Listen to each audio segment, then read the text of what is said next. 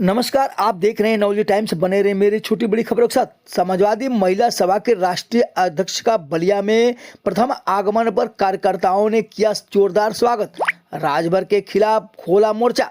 खबर उत्तर प्रदेश बलिया से है। आपको बता दें कि जहां समाजवादी पार्टी महिला सभा के नवनिर्वाचित राष्ट्रीय अध्यक्ष सीमा राजभर के प्रथम आगमन पर कार्यकर्ताओं ने उनका भव्य स्वागत किया। जिले की सीमा में प्रवेश करते ही सपा कार्यकर्ताओं ने फूल मालाओं, ढोल नगाड़ों और नारों के साथ उनका जोरदार अभिनंदन भी किया। इस दौरान मीडिया से बातचीत करते हुए सीमा राजभर ने सुहलदेव भारतीय समाज पार्टी का अध्यक्ष ओम प्रकाश राजभर पर जमकर निशाना साधा। उन्होंने कहा कि अब जनता उनके बहकावे में आने वाली नहीं है और आने वाले समय में सपा को और मजबूत किया जाएगा। सपा महिला सभा सीमा राजभर के स्वागत में बड़ी संख्या में महिला कार्यकर्ताओं और पार्टी पदाधिकारी भी मौजूद रहे। कार्यक्रम के दौरान उन्होंने संगठन को बूथ स्तर तक मजबूत करने और महिलाओं की भागीदारी बढ़ाने पर जोर भी दिया। साथ ही उन्होंने दावा किया कि आगामी चुनावों में समाजवादी पार्टी को जनता का भरपूर समर्थन भी मिलेगा। सुनिए क्या कुछ बोली सीमा राजभर, नवागत राष्ट्रीय अध्यक्ष महिला सभा समाजवादी पार्टी। आज आप बलिया आए हुए हैं, आपका स्वागत समारोह हो रहा है समाजवादी पार्टी कार्यालय पे। कितना उत्साह है और किस तरीके से आपको अखिलेश यादव ने इतनी बड़ी जिम्मेदारी, पूरी देश की जिम्मेदारी आपको दी है, क्या कहना चाहेंगे इसको लेकर आप? मैं अपने राष्ट्रीय अध्यक्ष श्री अखिलेश यादव जी को पूरे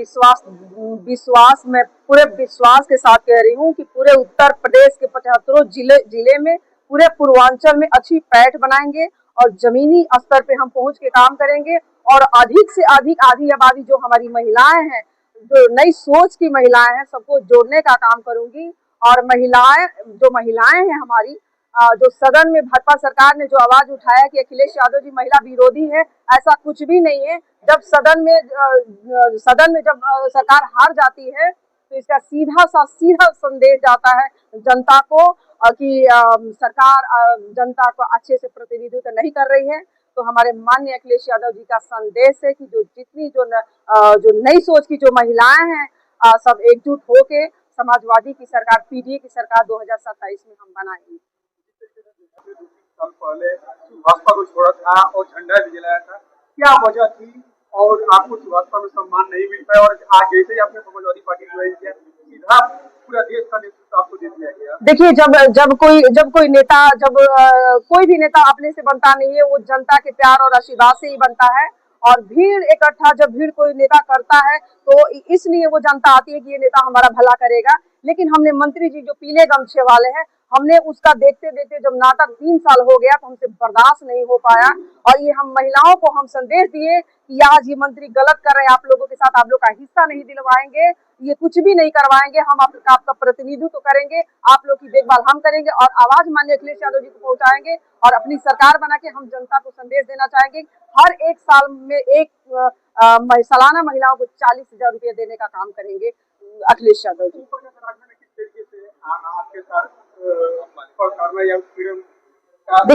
देखिए ये मंत्री का यही एक मानसिकता है, जो आगे बढ़े उसको आप ऐसा टॉर्चर करो कि वो समाज का नेतृत्व न कर सके, समाज में अच्छे संदेश न पहुंचा सके, अच्छी नेता न बन सके और उसको बराबरी का सम्मान न मिले। ये एक लोडर है, ये कभी समाज का भला करने नहीं आया, जो हम ऐसा होने नहीं देंगे।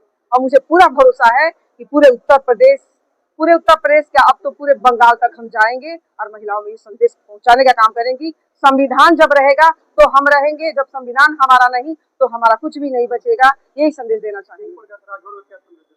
मैं पीले गमछे वाले मंत्री को संदेश यही देना चाहती हूँ, जो आपने हमको बिल्ली बनाया। आज मैं रास्ते में आ रही थी तो एक न्यूज चला कि ये बिल्ली के छाल पे शेर का छाल पहना देने से कोई शेर नहीं हो जाता। तो आप समझिए मंत्री जी कि आप तो डर गए पहले ही, आप गाली सुनने का काम किया तो जनता आपको गाली दे रही है। मैंने आपको गाली दिया, मजाल है किसी जनता को हमने गाली दिया।